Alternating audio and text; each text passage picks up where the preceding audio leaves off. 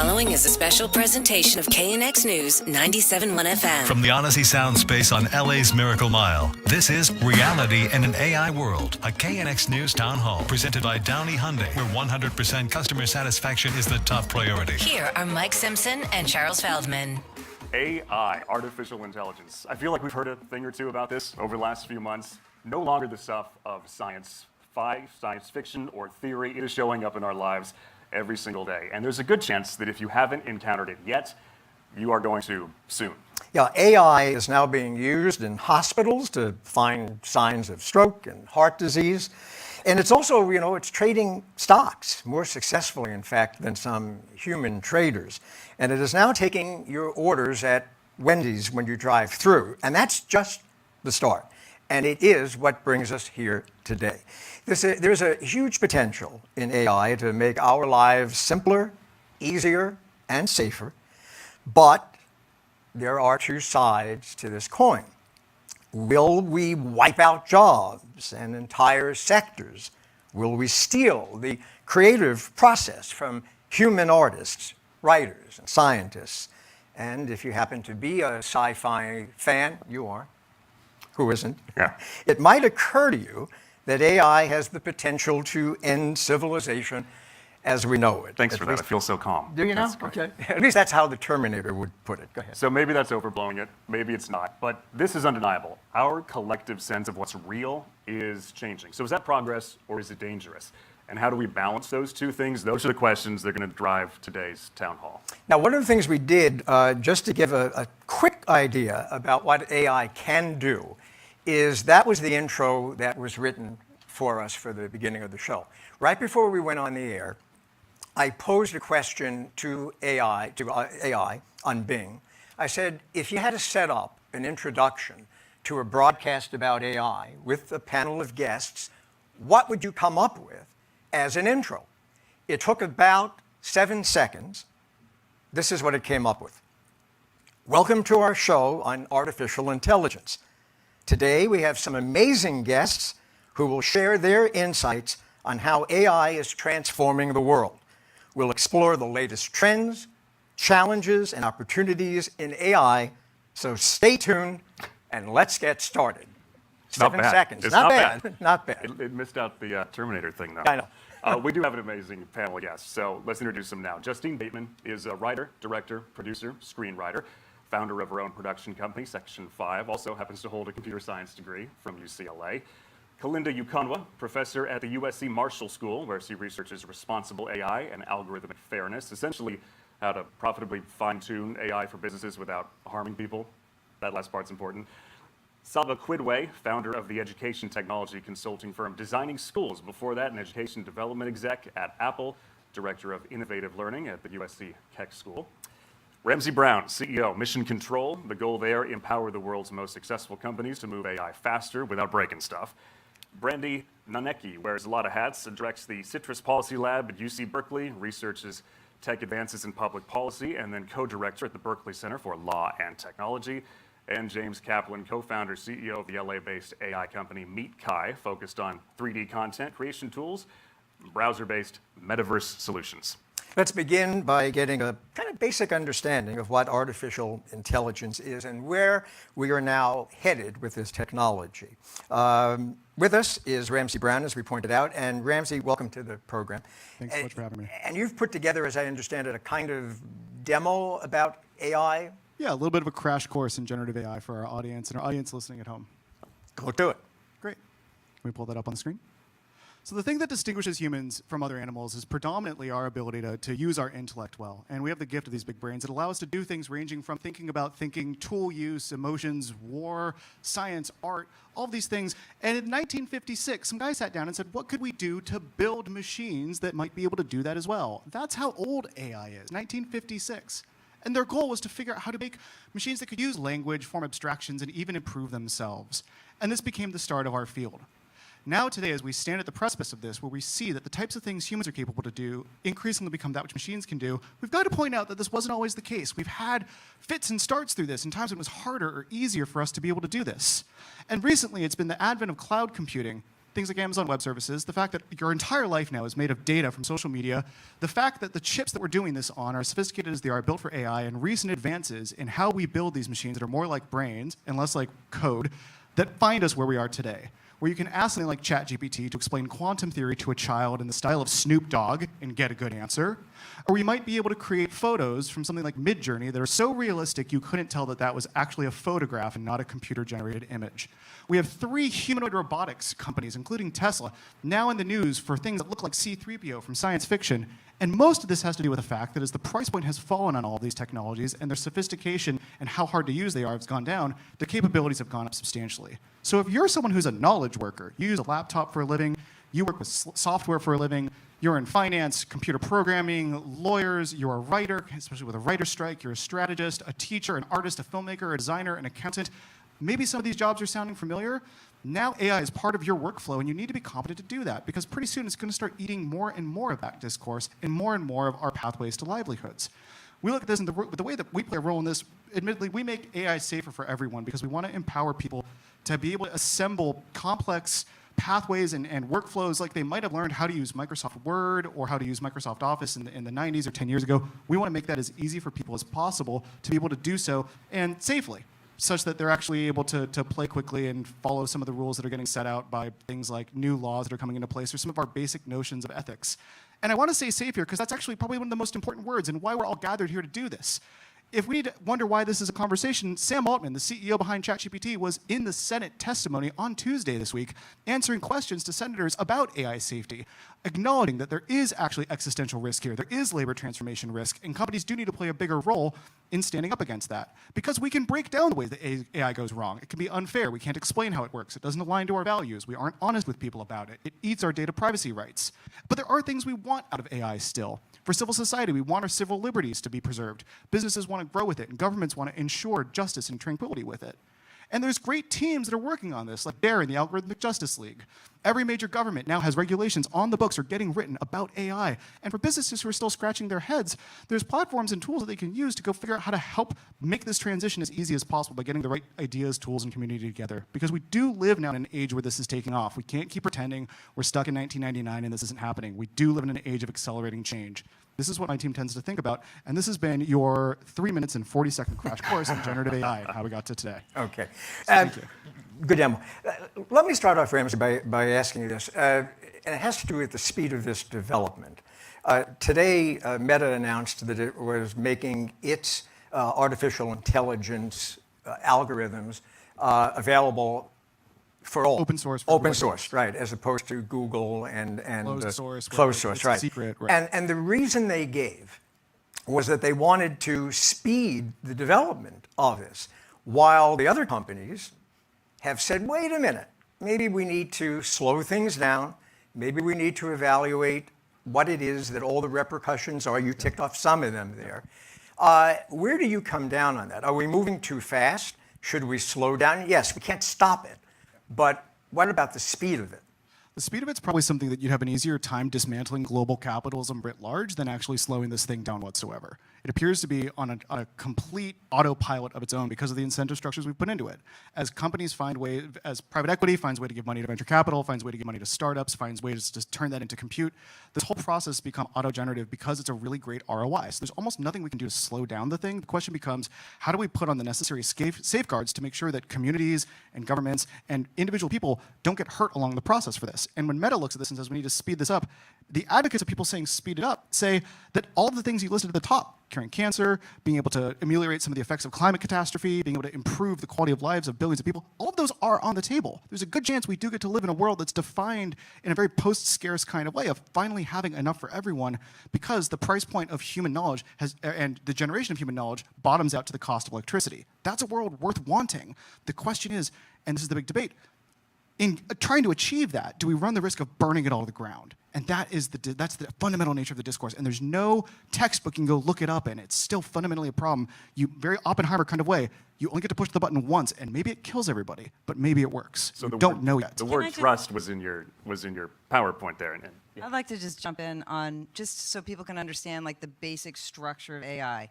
It's more complex than what I'm going to say, but basically... By the way, I'm just under, this is Justine Bateman. Yeah, this is Justine talking. Bateman. Yeah. I forgot it was radio. So you're feeding in a lot of information, and then you give this algorithm a task, and then it spits out a result based on all the information that you've given it. So the problem with that is a lot of the information you're giving it, most of the information you're giving it is work that humans have done. Say, for example, screenwriters. You can feed this algorithm in all the scripts you can find, and then ask it to write a script about, a rom-com about pandas or whatever you want, and it'll spit it out. That's replacing the writers with their own work. Do you understand what I mean? They're taking all their work. It's like you have a bunch of cars. You're going to take all those cars, steal them, put them in a chop shop, cut them up into little pieces, and make Infinite a, new cars quote, out of them. new car. It's not a new car. And then what's going to happen for the society? You're never going to get anything new. Haven't you noticed in the last 20 years, like there's been very few new music genres, new film genres, new just any, like pop culture for this generation is my pop culture. And I'm 57 years old. So I'm curious about this, if anyone can answer it. Where is it now in what it can do in terms of grabbing all that and producing something, and then where's the worry of where it could be? Does it produce a lot of junk that you guys would have to fix up those scripts, or is it at the level of like direct-to-streaming action movies? Listen, tech is supposed to solve a problem. In the arts, at least, there's no problem in the arts. We're good. We have plenty of writers. We have plenty of actors. In fact, we have so many writers and so many actors and so many directors and so many producers that there's just not enough work for them all. It's hard to get projects made. People work for years to get certain projects made. So that's not a problem that AI need to come in and solve.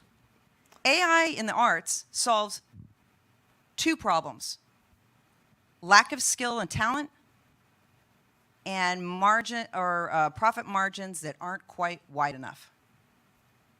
It's powered in the arts by greed. James, let me ask you.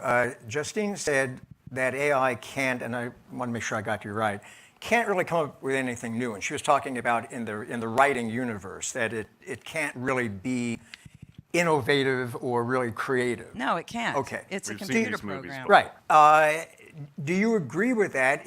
Or is it just that as AI is currently developed, it can't, but does it have the potential to get to that point where it can be creative? I would say that's probably wishful thinking, that it will not get to a point. That it won't get to the point? Correct. Okay. Where we are right now, I would say, is probably on the precipice between augmentation and replacement, where it's not quite at a stage of replacement, but it looks eerily close to it.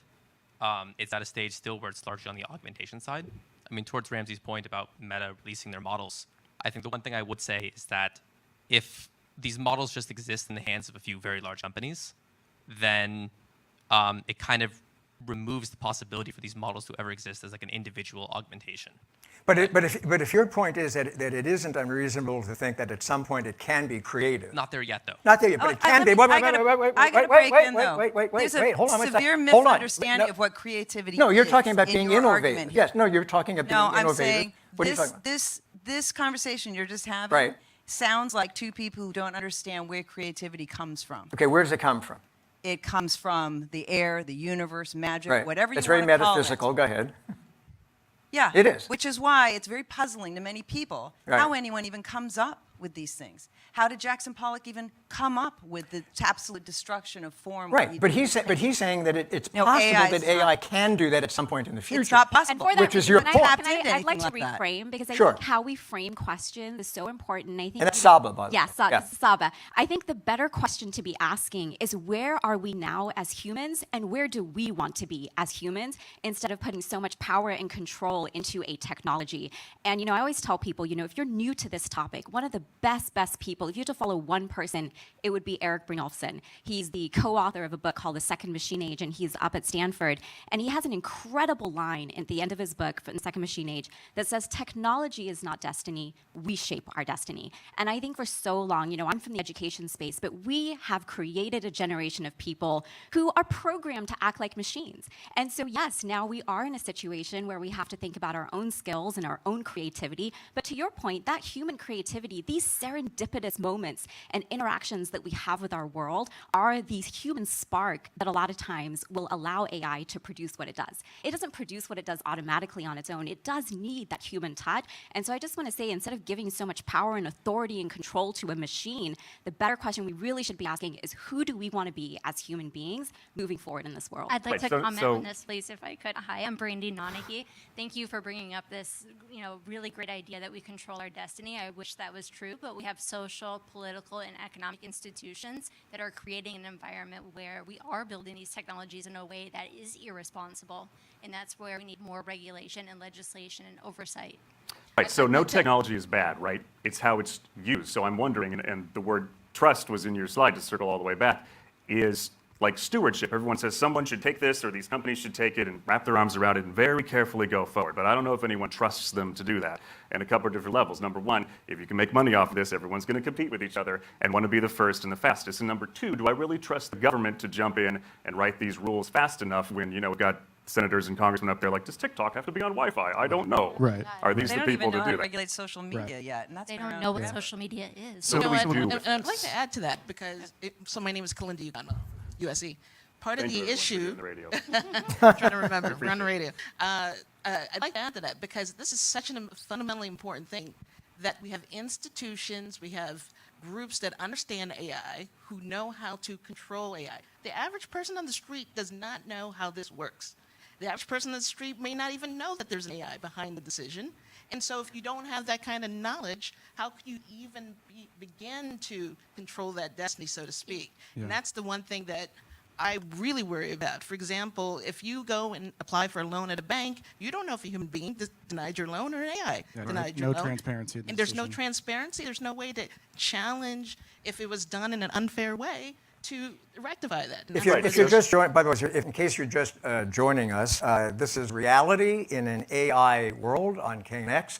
I'm Charles Feldman, that's Mike Simpson alongside me, and we have a panel of very distinguished guests to talk about AI and all of its different aspects. Ramsay, I think you look like you were poised to say something. Just for your point about trust, and Kalinda, to your point too, when we think of what fundamentally goes into trust, at the end of the day, it becomes about being able to depend on people or things to do the thing they said they would do, or not do the things they said they wouldn't do. And we can dimensionalize. We can break that down into a bunch of categories. Like, do we know that this system is going to behave in ways that are fair? Do we know that the system is going to not displace jobs or smash human autonomy? Do we know that the data that was used to train it, it had the right to use, or the company had the right to use? We can break these down into criteria, and it's what really bright people are working on and thinking about how to work at that at a fundamental philosophical level. But at the regulatory levels, we have things like the United States National Institute of Standards and Technology, which aside from being a huge mouthful of an administrative name, is responsible for the nuts and bolts of literally the specification on the sizes of nuts and bolts. They make the spec of the lights that go in your home and the current that flows through your wires, and they set these expectations. And they've released things like risk management frameworks for artificial intelligence that they've written with the International Standards Organization's guidance, with the OECD's guidance, in collaboration with our colleagues in the European Union. There are adults in the room thinking about these things, and I'm really grateful to the adults in the room, I can practically, please- academic, labor-wise, thinking They need about to these stop things. thinking and Yeah. to start doing. I already know huge numbers of jobs that have been replaced by AI right now. Yeah. Exactly. And there's a few things we need to discuss here. So we're conflating AI, and I think we're all talking, we're like pushing toward artificial general intelligence. Is kind of the discussion here of them being sentient. We are nowhere near there right now. And can you While- just explain for I people will. who That's are the I will. first time this difference term's been between- used. So what do you mean? Yes. Yeah. Artificial intelligence and artificial general Well, we'll intelligence. talk about Terminator. We're Yeah. getting toward Okay, AGI. so Okay, so explain in that. 1950 at Dartmouth, and I hope that you all noticed, was a bunch of white dudes, which means, there's probably a myopic view of what they're thinking about around artificial intelligence. And the idea there was more toward the artificial general intelligence, the sentience, being able to act and behave like a human being can. Earlier, you opened up saying, everybody might be interacting with AI. In its simplest form right now, you are interacting with machine learning every day. When you go online, you go to YouTube, you search for a video, it's using a recommender system. That's an algorithm. You go on Google, you search for information, another algorithm, a recommender system. It's going to give you those results. Well, it just so happens that sometimes those results are biased, and they reinforce problems in society. So just kind of some level setting that it's here right now, and we need to be concerned about machine learning, and not to say that we shouldn't focus on the Terminator scenario or these sentient beings actually being creative, but we have problems right now that we need to fix. Okay. I keep swiveling that way. We have an audience question, and this is up your alley, and part of what's been discussed before. So with ChatGPT and Bard and all these systems out here ingesting all the content that exists, some of it copyrighted, right? Does that violate Ooh, I want laws? this one, please. Massive. It's the largest copyright violation in the history. Yes, I agree with you, but in the United States, we have this terrible problem where yes, it's legal. You can scrape data. Let me just walk you down the path of a lawsuit that I love. So there's a company called HiQ Labs. This company scraped public data from LinkedIn. LinkedIn said, no, don't steal our data. What are you doing? They issued a cease and desist letter. HiQ Labs sued LinkedIn, said, you can't stop us from scraping your public data. They won. The court said, look, we're going to prioritize you as a business over the privacy rights of the individuals on LinkedIn and any copyrighted material because it could violate California's antitrust laws. So it didn't violate the Computer Fraud and Abuse Act, and it didn't violate the Digital Millennium Copyright Act. So well, I think a lot of studios that own copyrights, like Disney, are going to have something else to say about that. Like if they're scraping from, YouTube is good at blocking. James, go ahead, and then I have a question in for you. the IQ case, a large portion of that as well, where LinkedIn was making the data available for anyone to find on the internet, and then saying, oh, but your computer, you can't look at it. And it's sort of one of those things where there have been holdings where if you have something behind a login wall with the terms of service that someone has to agree to, then even but that's the key. It has to be a login wall to violate the Computer Fraud and Abuse Act. I would say that there's a certain element of you can't have like your cake and eat it too, and have your site be open to everyone to look at for free, and then say, wait a minute, only humans, because we can sell ads to them. James, let's talk about. I want to go to deep fakes and talk about that a bit. Should there be some sort of regulation, government regulation, about deep fake photos, what take photos and video, and is that even possible? Is there a easy way, and when I say easy from a consumer's point of view, to design a system so that someone can go online and say, that's not actually. It's so past that. No, I have an answer for this. So there is actually some really good work in this space. Two things. First, in the state of California, we had an anti-deepfake law, which made it illegal to send a malicious deepfake 90 days before an election, but like 91 days, you're fine. It sunsetted, and it didn't do anything. But there's a lot of work right now on implementing cryptographic hashing on content that's generated. Sorry, yeah, something like you a can watermark. identify those. Something like a watermark. But I'm like using the watermark. But people know what watermarks mean. No, but it's So for people in their cars and at home right now, are we all going to have the Spot Deepfake app on our phones and computers? No, all the time? platform should monitor it. And So then they will do it for They us. should, yes. How long does it take everybody to learn to look for the little green lock in the corner of a web page to make sure you can put your credit card in there? You're going to continue to go through this kind of education process as the problems become more sophisticated and as the mice and mouse traps continue to kind of do their process here. Build a better mousetrap, And we got trust smarter the mice. spotting software to keep up with how good And the you're deepfakes going to have to keep retraining It for doesn't the matter rest the of your deepfake. life It's on like how if to it's spot. generated through Adobe will put that cryptographic hash. Yeah, but the on question on the table is really whether or not We should regulate it. Right, whether there needs to be regulation. I guess- Justine, hold on. Justine, you were saying that we're way past it. I think you meant we're way past that we have all these things happening. Yeah, all these things are happening. Right. I mean, I can picture the judicial system not allowing photographic evidence or audio recorded evidence or video evidence. If I was a judge, I wouldn't want to see any of that because it all can be faked so well, so easily, enough to even convince somebody who wasn't even in the situation that maybe they were there. Right. Justine, that actually happened recently, the opposite, where a judge received the complaint from someone that, oh no, that video's a deepfake, you have to throw it out in this case. That happened about a week and a half ago. And maybe it wasn't, right? No, it wasn't. That was the whole point. They're like, you can just throw enough sand. And I think to the point of like, why are we even here? This idea that reality and our baseline consensus understanding about reality is fundamentally fracturing to the extent that we have to pull a bunch of people on a Thursday afternoon together to talk about it. Right. Means that horse is already out. But no one's answered the question yet. Do we? You're going to answer. So I guess He's here's ready. my first Okay, go ahead. point, right? You're talking about the green lock on pages like, DLS certificates, right? Those can be fake, right? All people see the green lock, say, oh, but who does it belong to, right? You get a spoof domain. There are so many ways of beating that. We talk about platforms adding cryptographic hashes or YouTube saying, oh, is it deepfake or not? But then what if someone sends a text message with a video saying, oh, did you see what bias? So everything can be gotten around. is Yeah, what there's you're no, saying. there's no, like, I'm saying is I'm arms not, race. I'm not in the regulatory space, right? I'm in the sort of implementation space. Right. And The concern I have is, as we talk about regulation, we can try to have regulatory capture, such that we say, like, oh, Which is by Sam Altman was Yes, he testifying did. this week. yeah, that's not benevolence. But finish your It was not thought. benevolence. I would say the challenge is really a matter of, do we try to educate the individual to better understand how AI is working, or do we try to rely on companies to basically say, oh, only companies will be able to do Yeah, that? but you're saying that it's you were saying it's an arms race, and you were making the point that there's always a way to get around something. So why does the good of educating the public if no matter how you educate them, someone's going to come along and build a better mousetrap? Because you've stopped responding to spam texts because education works at some point. You have And to it let isn't them know. perfect. It isn't, it's a total cultural treadmill, and you're stuck on it for the rest of your life, and it's only getting faster. One of the things we're working on is recently a young woman's mother received a phone call in her daughter's voice about a ransom, synthetic voice, deepfaked voice, mother wired the money. You're about to walk into a world, you're stepping into a world where when you pick up the phone, you don't know if the person you think you're talking to who has that voice on the other side of the line is who you think is. If you think you can regulate that, I'm reminded of the words of Marshall McLuhan that politics doesn't work about this stuff because it's trying to drive a car but only looking in the rearview mirror. But you can't. You have regulations for going through red lights. Yeah. You're not going to stop everyone Right. from going through the red light. That doesn't mean you don't have laws and regulations. But you can making it watch try to that do intersection. Yeah. You can watch that intersection. You put a camera on that intersection. You can't put a camera on what he's talking about. In We can everything, audit everywhere, them. whatsoever. So that The bigger overarching thing that overlies something, let's say like a red light, is we That's value not a human bundle, life. right? Yeah, we value human life, right? We see murder. Murder is not one of our core values that we want our society to abide by. So as a result, we have that. So it's a twofold thing that I think is so important for people to understand right now, is that you can't have it both ways. You can't also want your agency and ownership and freedom and all these things, but also then say, well, how are you going to deal with this problem? What regulation are you going to put into place? Because I'm just the innocent bystander, the citizen who doesn't understand what's happening. And so now I want you as the government to go do that, because one of the core things, you set up over there in your initial presentation that we need AI to align with our values. I think a big question for us to ask is, are we even happy with the core values that guide this country as is? Because these value conversations, these conversations about AI are going to look so different from country to country. A country like Finland, a country like Sweden, they're not panicking about their jobs, because at the end of the day, that is a country and a society that values people over profit. And so in the United States, we don't have those values. And so we have to think about not just education and how we inform people, but also the values that are going to guide those decisions. Because it's also important for people to remember, this is not a new problem. Information literacy has been a problem for the last at least 2 decades with social media. And we have not been as proactive. And so when you're not proactive and take agency and ownership over the society you want, the type of values you want to have, you end up in a situation like today where technology proliferates, and now it seems like, oh my God, it's going faster than I'm able to keep up with. Right. That's If we're, great if we're as bad at this as we have been in social media, then we're probably in trouble.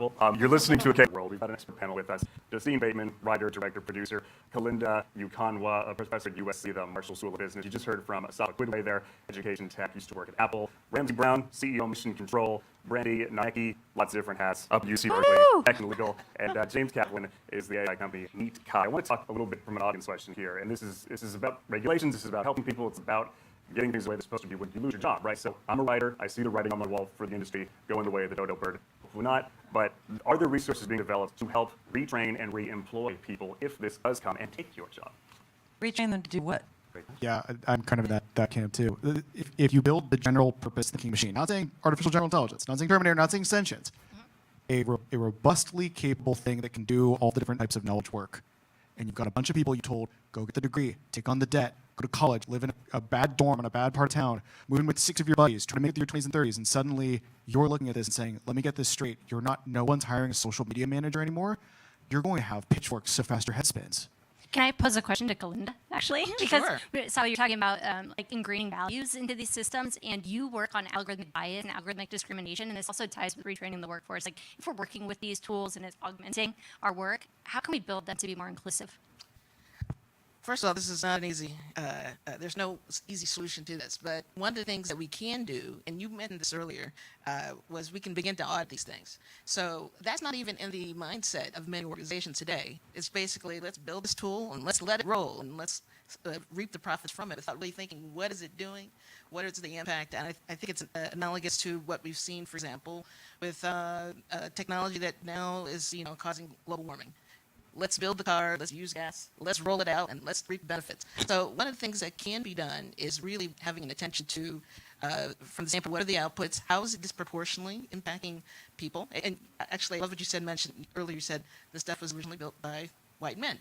It's basically like gods creating in their image. I want to replicate the human mind, but it's coming from a specific frame of work, which fine as a start, but we need to think about, as you mentioned, different countries, different values, different impacts. I think we really need to focus on what is the impact of this technology? Who is it disproportionately displacing? And as a result, can we make some adjustments? Which we can. I don't think that AI is the boogeyman that it may be perceived to be, even though I'm working on algorithmic bias and fairness. I think there's multiple ways through redesign. I want to turn to education and the role that AI is playing now in education. Because as you know, there are an awful lot of teachers who are very concerned about it, and rightly so. They're getting deluged with papers that are being created by AI. Their students are cheating using AI. They don't know whether or not, if they give a student an A, they're giving the student the A or they're giving AI an A. And that's a problem. What's the solution?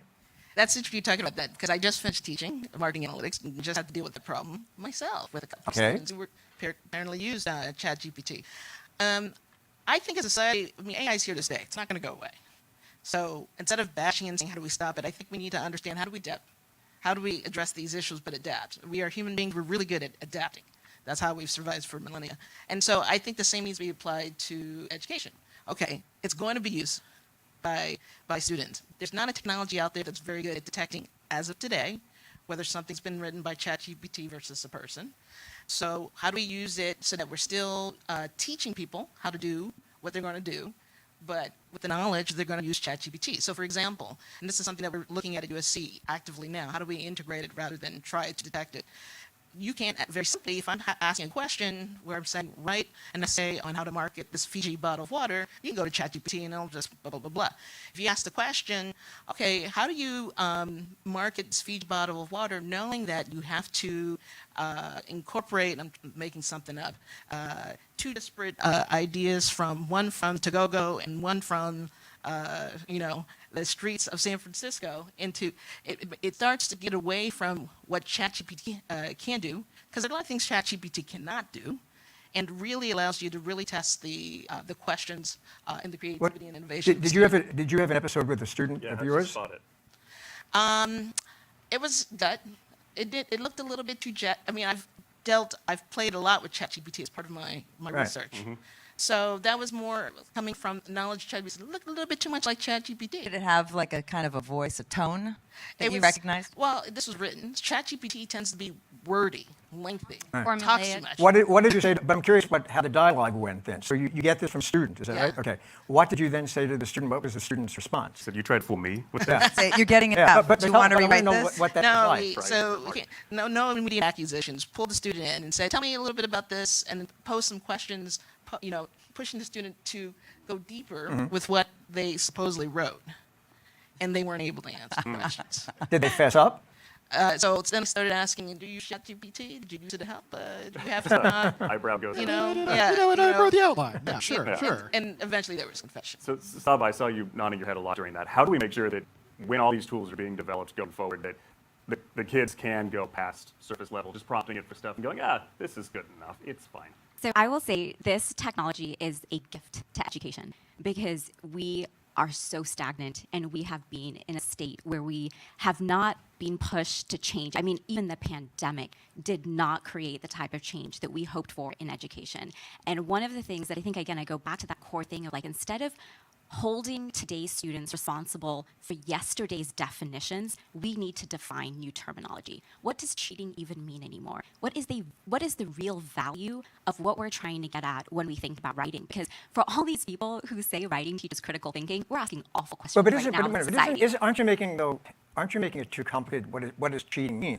I mean, in its simplest terms, cheating is if somebody is trying to pass off someone else's work or AI's work as their own. I mean, it's as simple as that. Right, but there's a really big misunderstanding. So one of the things I would really encourage people to do right now is actually talk with their students about this technology, because there's a lot of assumptions that adults are making. But when you actually go to the students and ask them, how are you using this technology? They're saying, well, we're starting by asking it a question. I have to write a paper about this. Well, this is the kind of thesis I'm thinking about. And they're having this sort of back and forth dialogue that most educators don't even have the time to have with their students. So most students are not going in and saying, hey, go write my paper for me. They're going in, they're having these interactive dialogues. And that's not to say there's not some that probably are, but there's a really large group of students that are trying to use this technology to also think about their own futures, to think about their own critical thinking, to think about their own creativity. Is there a difference in your mind between a student using calculator to aid in whatever math they're doing, Well, it's or the using expectation. AI? It's the expectation we have, right? We don't ask students to memorize how to,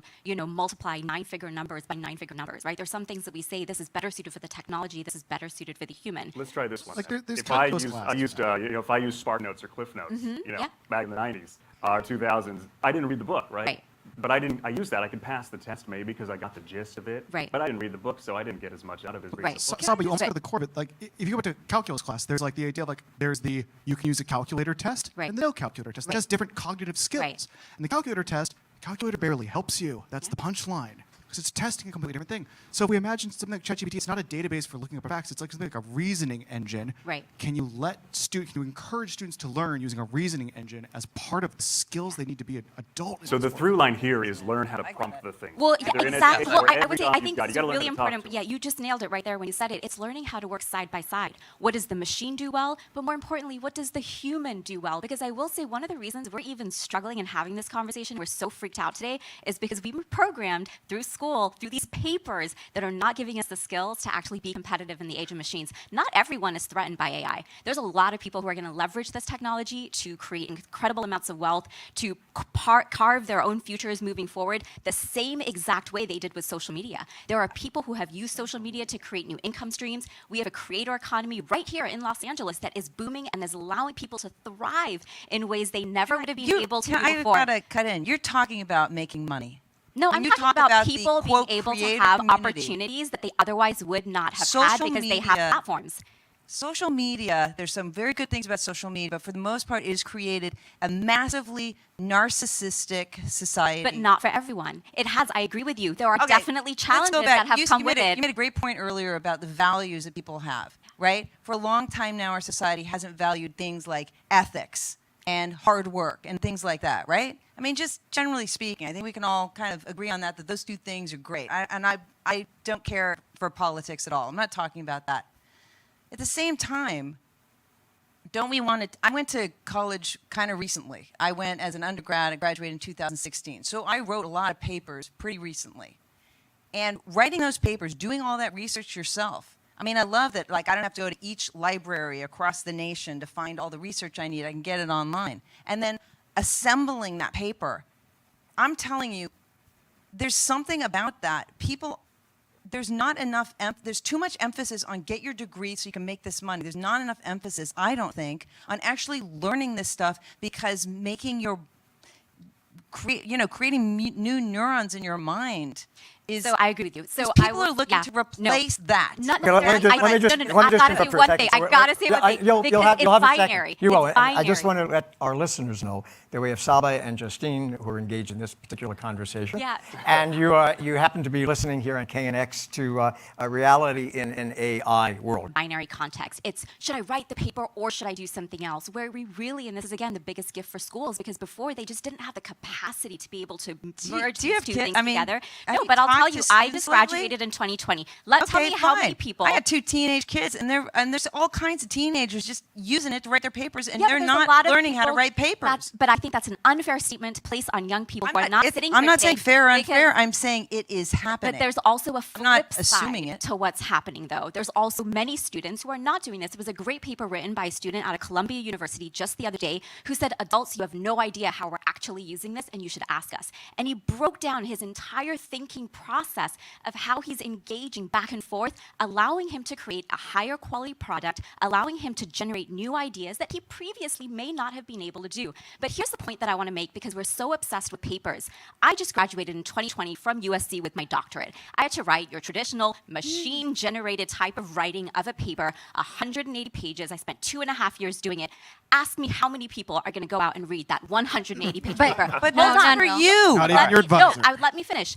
Today's technology and today's platforms also allowed me to get together with Seth Godin, Eric Brynjolfsson, Devin Vadichka, Duncan Wardle, incredible names who were authors that used to just sit on my bookshelf. And I turned that dissertation into a documentary using my MacBook and my iPhone. Okay, very good. That's great. And you didn't use ChatGPT we're moving on. to do Wait, that. Guys, we're moving on to a different topic. We got a good one here. Yeah, Let's you want to do read that This first, is and then we'll go on to another topic. Go So ahead. this is about how we're all going to be interacting with these things, and sometimes it's not going to go great. Some mental health disorders called detachment from reality a symptom. If mankind can't differentiate reality from AI, Where do I sign up for the class action lawsuit against whoever gave us all brain damage? That's an audience question. Who wants to take that one? I'll start it, at least I'll kick it off. This is a legitimate thing that we have to think about, is if the cost of synthesizing on-demand personalized reality for each and every person, if you think about, just imagine what you're experiencing right now on Instagram with ad targeting, but then the ad was only ever made for you to see it exactly once, and that cost them exactly nothing to do. We have become fundamentally unmoored from consensus reality. The way we talk about this internally is the consensus reality and the definition of there being just one version of what's going on died with Walter Cronkite.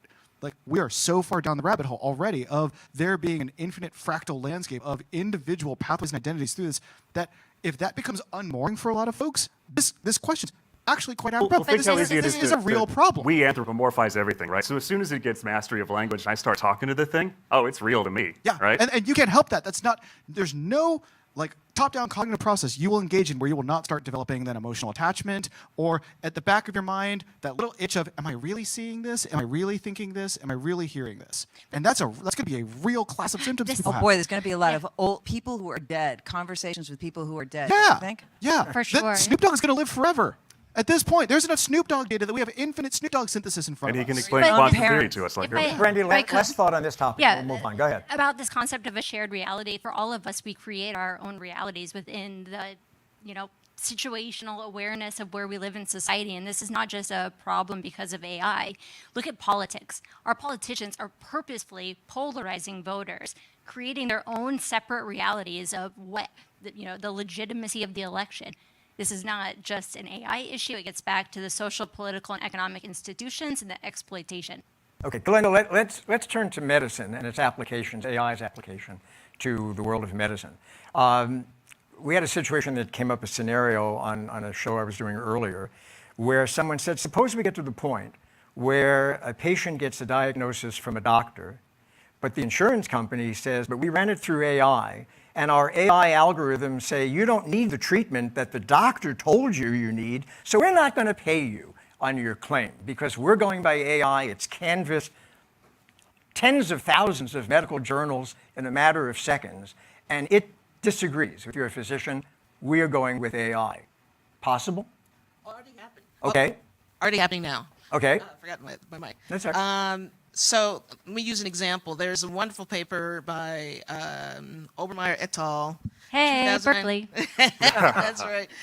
In Science that looked at how algorithmic bias in medical algorithms led to disproportionate provision of care for black patients versus white patients. Right. And related to that, you have the software and this used in hospital context that determines should this patient get more medical care based on prior, sickness.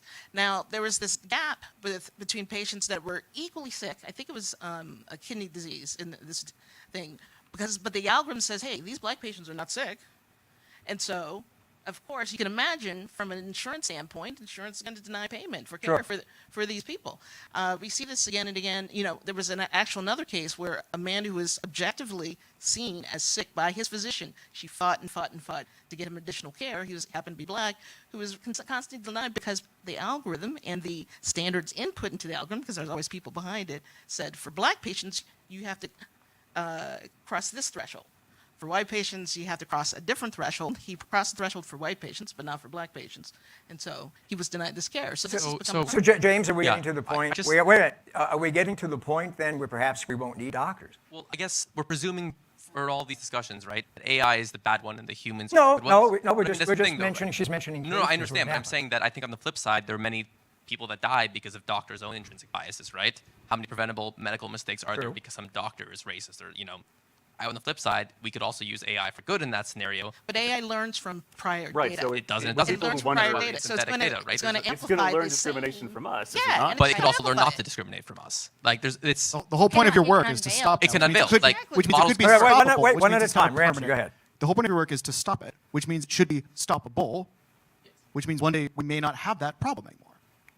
eventually, if we're bringing attention to it. Right now, so many people in the AI community think, oh, it's not a problem, it's not human, so it can't be biased. No, and so it's going to actually minimize the biases we can that fix humans would do, and that's not the case. That's what we're talking about on the stage. We need to amplify You the know, message. Trevor Noah has a really good point on this. You know, it's another resource. I want to make sure this audience leads This is Saba, good by the way. resources. Yeah, Saba. I want to make sure this audience leads good resources. And one of my other really favorite, like, just resources is the Possible podcast with Reid Hoffman. They had Trevor Noah on the show, and he said what's really interesting about bias with AI is he said you can just reprogram it and tell it that this is not this anymore, it's this, and you can give it that data. Whereas how hard is it to change a human mind? Oh, I don't think that's that easy. So NIST, That's Brandie. This is Brandie Nonnecke from Berkeley. So NIST in the AI risk management framework, as part of that work, they issued a report summarizing types of bias. And in that report, there's something like 36 different definitions of bias. And you cannot simultaneously mitigate all of those biases at once. You're doing trade-offs. You can, as we were having a discussion earlier, you cannot have a completely bias-free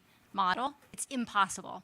So it's more about managing bias and being transparent about the types of biases that you're going to manage. Right. To James' initial point, Ramsay?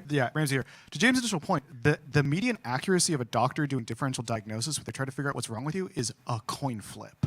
It's literally 50%. The stats on primary care physicians and their ability to meaningfully and accurately diagnose you is functionally random.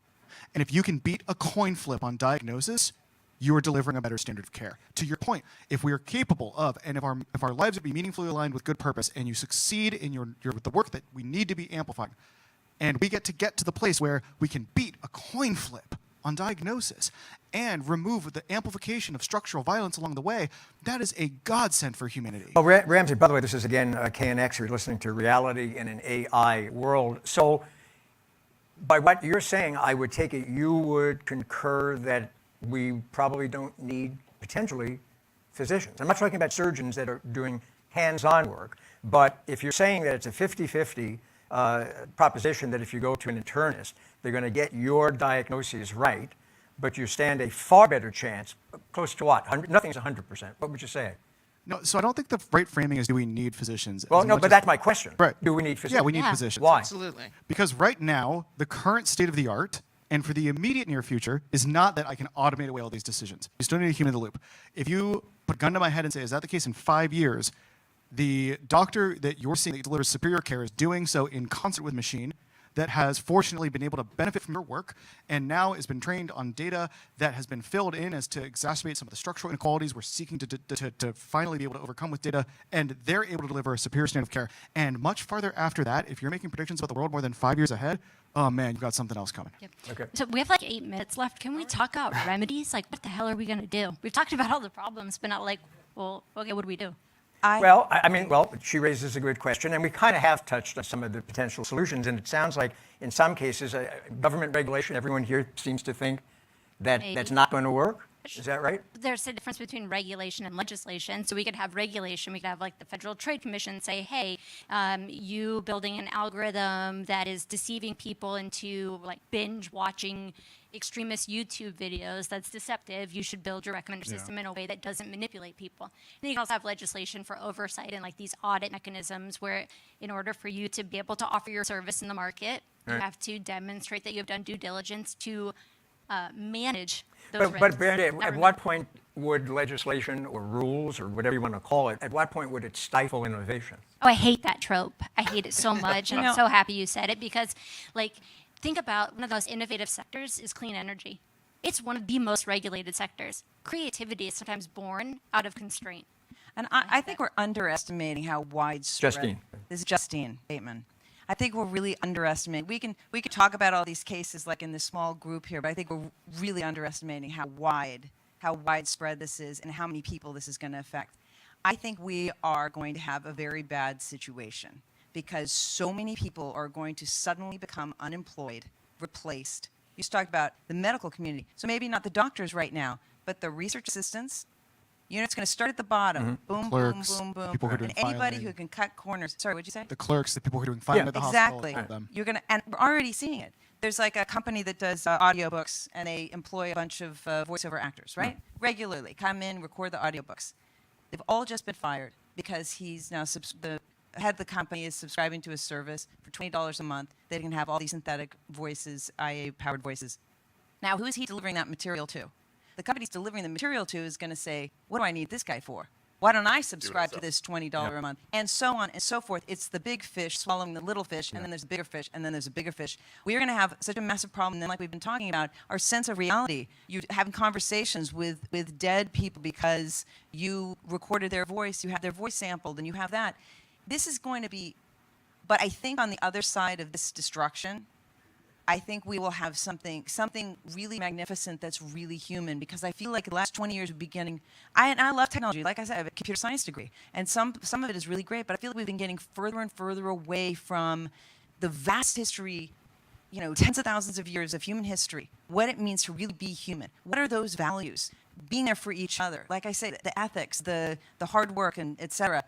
We've really gotten away from that, I feel. And I think on the other side of this, there's going to be a return to that. That's just my sense. Right, and we play the dueling headline game right now, right? It takes all the jobs, or it frees up so much time to do not data entry. And sounds like WALL-E to me.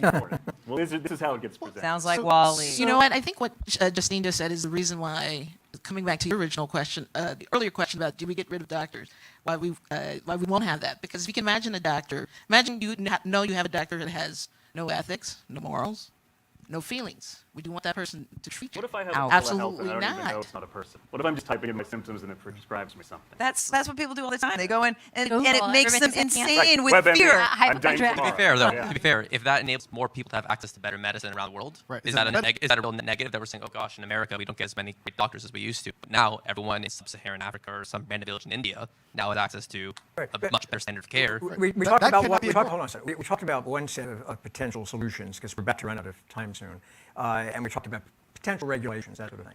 Are there other solutions that we need to be thinking of, maybe that we're not giving enough thought to? You're shaking your head. Yeah, I think there's two things. I think it's important, just like any other new technology. I think we need to fundamentally change the way science and engineering is taught, where it's not about creating new things, but it's about creating new things, and what is the consequence? What are the consequences of those new things? Like structural How do you build engineers. Exactly. How do you build that in? How do you address that from the get-go? So there needs to be a change in the way we're teaching. I think the second thing is, with respect to AI, there needs to be a much greater diversity of who's at the table in terms of creating this stuff. Because if you have multiple backgrounds, multiple points of view, multiple occupations who can contribute to the development of that, then we have something that is actually usable for all. Imagine, for example, writers, directors, artists helping to create the AI. Does that now look like? I got to tell you, in that sector, like we just don't need. We don't want it. Yeah. It's not. It's like we have a table full of food, and then a food truck shows up. Like we just don't need it. So just Well, to your certainly for Black and brown people, we need to be at the table. Women need to be at the table. We need to be creating something. People who are not Americans, who are not English speakers, who are of other languages, other cultures, need to be at the table and creating that. So I want to point to a thing, which is Ramsay, Ramsay Brown here. Justine, to your point of where does this go? Through the words of Arthur C. Clarke, the author that brings us to this one of space, obviously. I said that quote earlier. Wait, what did you say? I said that quote A earlier. different quote. Oh, I heard your quote. Different quote. The goal of the future is not total employment. It's total unemployment, such that we may play. What does that mean? So everyone thinks like the goal of the future is like everyone has a job. What Arthur C. Clarke proposes is the goal of the future is that nobody has a job, such that you may return to a natural human state of passion. And what I want to point to here is that some of the leading philosophers in post-capitalism, this idea that what we're about to do in deploying large-scale, economically useful human intelligence for almost no money is we kind of break capitalism of our knee. And if you talk to Sam Altman, the CEO behind ChatGPT, who openly says, I think what I'm doing is going to break capitalism. And you can look at his two of the projects. They're investing in a fusion company that's going to deliver electricity to Microsoft to power GPT-5 in a few years, and in a universal basic income scheme. So the dude who's at the helm of this thing that we're all using now is saying, look, let's do money to cheap. Yeah, but then Sam We're talking about taking away people's purpose in life. But If you that's told where I me was I back, can't because work art did- anymore, I would want to But die. you said art isn't about the money. Art's about the thing inside of us, and that It's about What's the the value of your It work? gives people a sense of accomplishment. yes, it does. We can So be to take that all disentangled from them, I capitalism. think you would find the society will fall apart. Yeah. If it's everyone's unemployed, I mean, just take a look at the 1930s. Yeah, It and we didn't had go well massive, for them. but we had massive social programs that came out of that that built the contemporary social They safety got net that everybody Reagan back dismantled. to work. Yeah, and they found a So way. massive unemployment should never be the goal of our society. I don't care what's causing it, a I depression. mean, walk through LA or- right now. Yeah. The problem with unemployment is we We're have gonna, social we're safety gonna net. last, whoever wants to raise their hand. Last quick Can I just thought, say, I very think what fast. you Go guys ahead, did Tom, go here, ahead. what you're doing here today is the one thing I think every single organization, every single local Yeah, this is community great. should be doing. I think if you ask your audience or the people watching, has the manager, has your manager talked to you about AI? I think if you walk into any school, has your principal talked to the teachers about AI? I think if you ask all the kids who are probably freaking out about their future, has anyone talked to you about what's going on? Nobody's talking to each other and having a conversation. Everyone's kind of waiting for like the one person to come and regulate everything, and then we're going to complain about the regulations because we had no We're good at agency that. and no ownership. We could go on And forever, so but we I can't. think what you did today, I just want to really, really applaud because bringing people together to have conversations. I always say innovation is empathy. It's understanding people's needs, frustrations, challenges, but also their hopes and dreams. And I think what you did today is really open that stage for people to begin thinking about what Justine said earlier. What does it mean to be human, actually? We have forgotten what it means to be human, and reigniting that is only going to come through ongoing conversation. Thank you to all of you for coming in and doing this, because I think we hit it from a bunch of perspectives. And we can't go on forever, although we could. The AI at the beginning should stay tuned. So that's Yes, what we're going to have to do. and for all of our listeners, thank you for listening. For our audience, thank you for coming. And for all of our guests, thank you for taking part in this very important discussion. For Mike Simpson, I'm Charles Feldman. Thank you.